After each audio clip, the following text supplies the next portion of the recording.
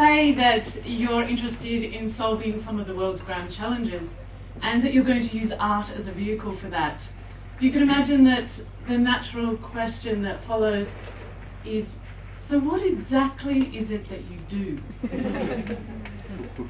I have begun, well, I've tried to answer this in many ways, and I continue to do what it is that I do, with that mystery, I guess, still intact. Okay, so this is a helpful little picture or diagram, particularly for my family and friends, to be able to say, well, on this particular day, the synapses are working in this particular order. And let's begin, like, the most prominent feature here is this artist-explorer component, and I've developed that to the best of my capabilities. That is the strongest leading force. So if you like, that's my priority, and that's my point of departure for every activity. I'm also interested in human performance, and I say that in the most creative of senses. So I'm interested in how we express ourselves, what we do, what we say, what we feel, and how that's characterized in the kinds of activities that we undertake. But I'm also interested in peak performance, how we can improve that, how we can find those moments and those states where we know our performance is optimum for what we're doing. I'm a commercial diver. I love being immersed in the water where I can feel the world opens up to me. This blue space goes on, and I can use those skills as the artist explorer in a whole new world, in a whole new domain. In that environment, I want to interact. I want to understand that space and the technologies and the life support system that I'm using. So I also say there's a component of my work that focuses on human-computer interaction and H2O or water. And naturally, there are parallels everywhere with human spaceflight. And as I'm underwater, that's exactly where I imagine that I'm going to be. So the nature of my work can be poetic, it can be elegant, it can be dancerly. I create work underwater, I work with other performers, I perform myself. And I try and understand what it means to have a sense of freedom, to be able to play, to be able to explore.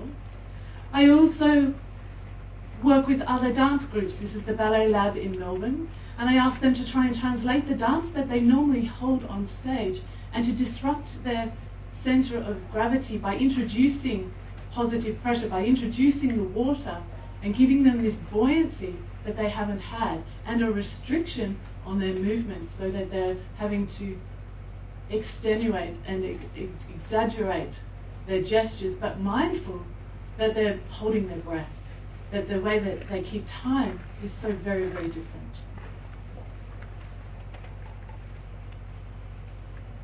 I've also started to work with young groups. I've been able to link my work. I did study after developing a PhD in human performance underwater. I then went off to the International Space University. And there it was that I could play out this notion that, well, I could be part of a space program, and that the skills and the knowledge that I had learnt underwater and in the arts could be applied to the space domain.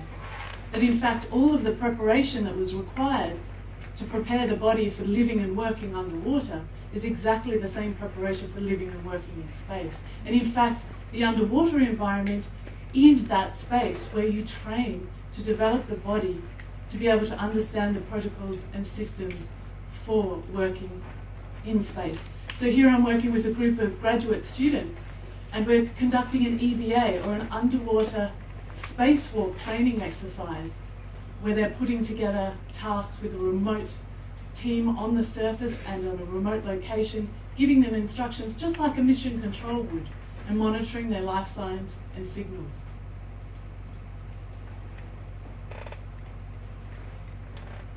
I've also done the hard yards as a commercial diver. And I know I look like the typical commercial diver that you've all come to know and love. But I've worked in extreme environments, I've worked in cold environments, I've worked long hours for many years on end.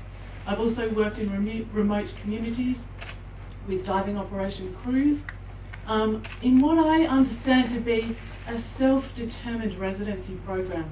I mean, why would you do that? Why would you be there? Well, it's to understand something of myself and my inner resourcefulness. It's to be able to understand something of this diving principle so that it's absolutely second nature in no matter what circumstance or environmental condition I find myself in. I can respond, I can adapt, I can meet any challenge with that type of training. It becomes automatic. So I've used that and brought that back into the arts. I've brought that back into my practice and really embedded that sense of knowledge in a really embodied way. The purpose for this and the link for this is to be able to one day work with the astronaut crews with NASA here at the Aquarius Reef Habitat, to be able to conduct operations with them underwater as they're training and preparing for space. Not only that, but I would like to introduce the arts elements to that.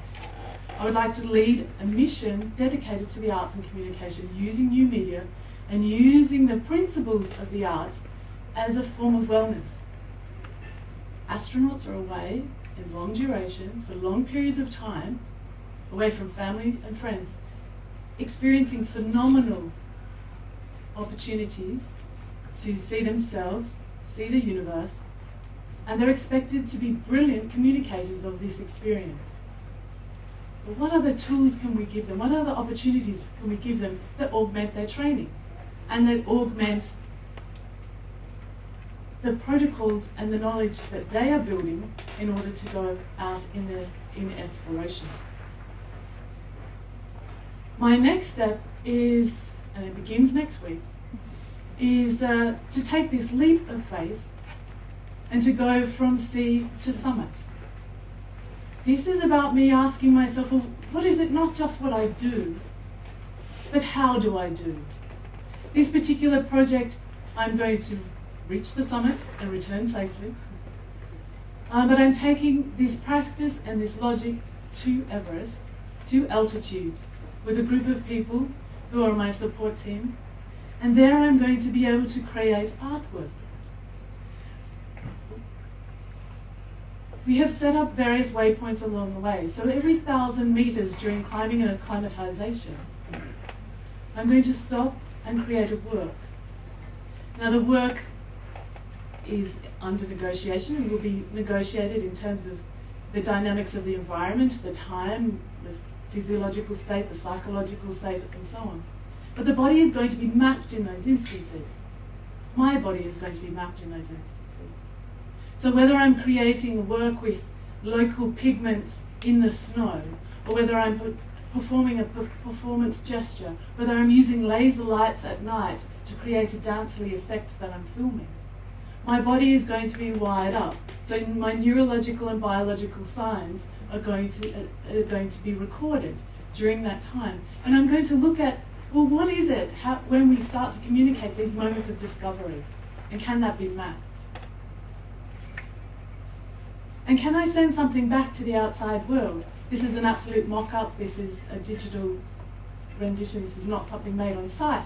But could I make something on site that I could then share with the world? Could I develop the tools and technologies that then other explorers could use? Could I set up live feed systems so that you can see what I'm making? And if I take a 360-degree head cam, can it be transformed into a game that you can discover the objects on the mountain later? What kind of interaction would I have with a live audience? Does this set me up to have these moments that I'm stepping outside of myself in the experience, so that I'm there climbing? I'm undertaking a really high-risk work. I'm putting my body and my team through an incredible challenge.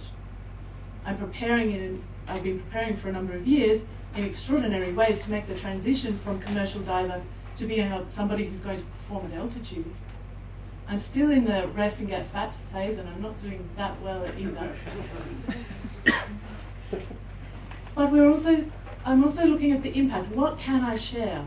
What can I share with a remote audience?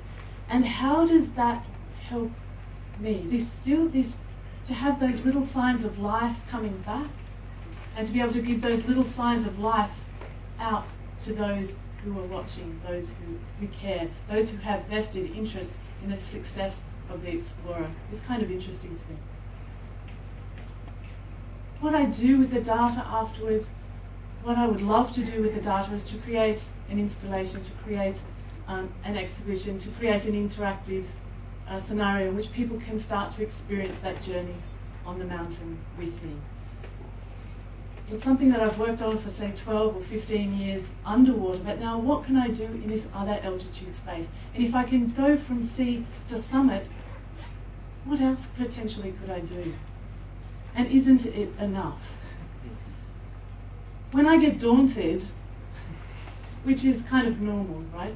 I look at what the biggest possible thing in front of me is, and there are two things. And the first is Everest. It's a pretty hard sort of feature to ignore. I've created an enormous technical challenge, an enormous creative challenge on top of a challenge that already exists, and it's enormous. The magnitude of this project cannot be ignored. But I can mitigate that fear, and I can mitigate how enormous it feels. Just step by step, step by step. The other factor has been, how do I bring it all together? How do I fundraise? How do I put together a team? How do I create the logistics to make that happen? That, in fact, becomes the first Everest. What I've been able to do, fortunately, is to find something bigger than Everest to think about. And it helps. So the next big thing is actually thinking about spaceflight and thinking about it now. I've been fortunate enough to be involved with space simulations and to have interactions with astronauts and to study in contexts where I'm working with professionals. I've worked on lunar habitat projects with NASA Ames. I've been at these incredible scenarios where I've worked with professionals from all domains. I've been working with the European Space Agency to develop an arts initiative there. And now I have this opportunity to, I guess, do what it is that I've been championing. I've been saying that every space project needs an artist. So now this artist needs to be a part of the space project. And that we have a great tradition of artists in space, as in we have an incredible array of artwork that has been launched into space, that work that has been created in a space environment, in a other planetary environment, that has been included on satellites and so on. So this is not something new, but to actually send an artist to space and have an artist as a part of a space program isn't something that has yet occurred. We have educators, engineers, and scientists, and pilots. So lo and behold, I was contacted earlier this year to ask if I would like to be part of a crew to qualify as a mission specialist for a new suborbital flight. Let me see. I should do it. Of course. So this is this particular mission. Training occurs in October. I was unable to attend the first one because of the Everest climb, but they thought that was pretty exciting. It's called Project Possum, and it's not Australian at all. But it's about sending up humans into effectively an aurora and to photograph and document and take data samples from inside an aurora. I think I can do that. And I think my training underwater puts me in good stead. And the crew, there are 8 people selected, and the crew that they have selected do have a variety of skills. And most of us have skills in the underwater domain, and we have skills in mapping and documenting certain phenomena that is difficult, that you need to capture while the body is in a dynamic state. So if training goes well, then by 2017, 2018, I will be the first Australian civilian and woman to receive her astronaut wings. And I think that's pretty exciting.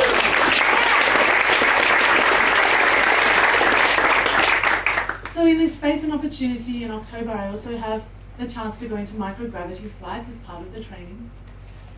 And I've been asked, well, you're the artist. What would you like to do in this space? And how would you like to translate it? So having something bigger bigger than Everest in mind puts it in perspective. And more than ever, it gives strength to the notion and the preconditioning that I've been going through in terms of the mental preparation to summit and return safely. This is not just about reaching a peak and then putting myself in a risky situation of not having that mental focus, because that's when accidents happen. When people are not prepared for that journey home. So this gives me a huge mission. It gives me purpose for the mission. So I'm no longer asking what it is that I do, and I'm no longer, even on days when everything looks really hard, how do I do it? But I'm reminding myself over and over why it is that I do what I do. And those three things together are fundamentally important. So I've had the chance to look at comparisons. Okay, so if I'm going to use this opportunity in suborbital flight from sea to summit to space, how can I make those things link? How can I look at body movement and the differences? How can I look at how the pressure and buoyancy or lack thereof is going to affect the body and our gestures and our capabilities? What is it that we do? How do we train? How do we prepare? And how do we protect our bodies? When I say I talk about being a performance artist who works in extreme spaces, people say, yeah, but you didn't grow up in a war zone and you haven't lived in an environment where it's minus 30 degrees for 4 months of the year. I say, no, but the environments that I work in require me to wear a life support system. And there's something that translates through all three environments that give that a really different edge. So I need to be able to respond in the moment. But in those moments, what is it that we say and do as human beings? How do we perform? I'm not a robot, and I haven't been trained in a way where I don't think and feel. I'm an artist. So how do I share that with an audience? That's my next challenge. I'm going to show you a little clip at the beginning of a video for a Kickstarter program. The Kickstarter program finished today. I wasn't there for the last 24 hours of it online. I have no idea how it went. When I left, I had a 15% of my total goal reached. So statistically, I'm not going to achieve my goal. Statistically, I've got, I guess, what's the bill on my back as I climb.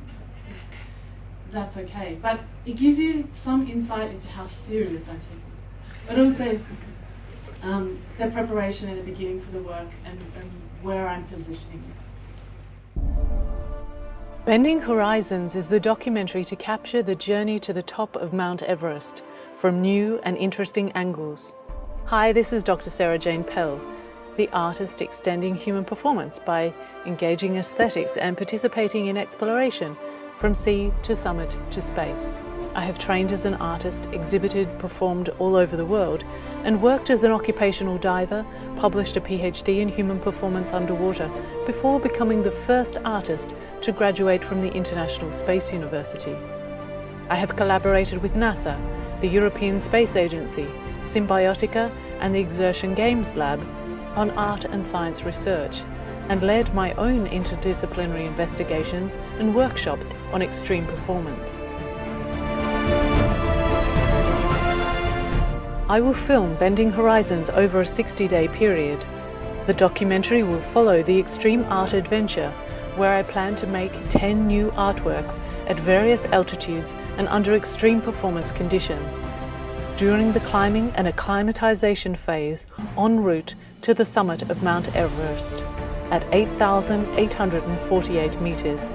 The aim is to show that every expedition needs an artistic outlet to capture and share discovery and contribute to peak human performance. I will capture stunning footage in 4K HD and wear a 360-degree head cam to the top.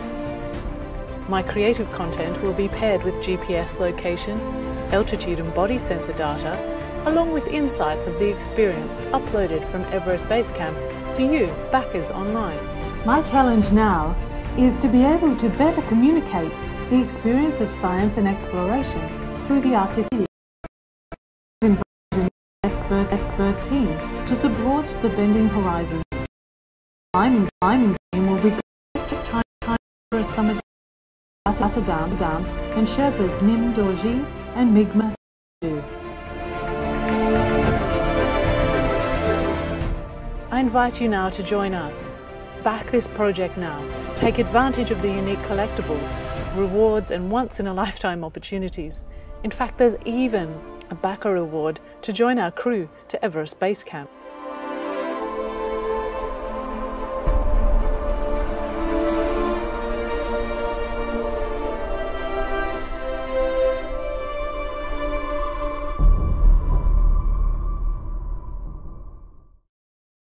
So in the middle of all of this, precisely, I need to find a space to breathe. I need to understand this world. I need to leave this world in the next 7 days. And to step into this new world, to take it on, to work with new teams and new challenges, and find a way to communicate that back with an audience, and to be vulnerable and open and exposed to share that with people, to show something of our humanities, to show something of that discovery. So often we read about explorers reporting of our humanities, to show something of that discovery. So often we read about explorers reporting back, or the artists who have accompanied explorers on an expedition, not even thinking of themselves as the explorers, but reporting back on what the other explorers did. I'd like to be able to share that from the first person, to be able to give insights perhaps at altitudes where things are not normally documented, particularly in what we consider the death zone, when I'm not going to be able to speak particularly well, I'm going to be wearing oxygen. When there are all sorts of other contributing factors, I'm not going to take a glove off, for instance, because it's going to be detrimental to my well-being at that particular time. I don't need additional exposure. I've talked through what we're going to do, and at some instances I'm going to have less than 8 minutes to be able to do whatever gesture that gesture may in fact be. So in a way there's pressure, but there's also this beautiful moment right here, right now, where I'm starting that process of letting the white noise of the world go, stepping into this world, reminding myself that everything is okay, that I'm working with exceptional teams, and that every person I meet in relation to this becomes part of that team. In diving, we use this signal to say that everything's okay. On the climbing route as well, I'm imagining we're going to use all of this, which is more visible from that distance. But as I'm looking for signs and signals both within myself and within my team and within the landscape, for moments where I'm asking, what is it, is everything okay? I need to be able to answer those 3 questions. What is it that I do? How do I do? And why do I do? And when they come together, big dreams like this are even bigger than Everest itself, and anything is possible. Thank you.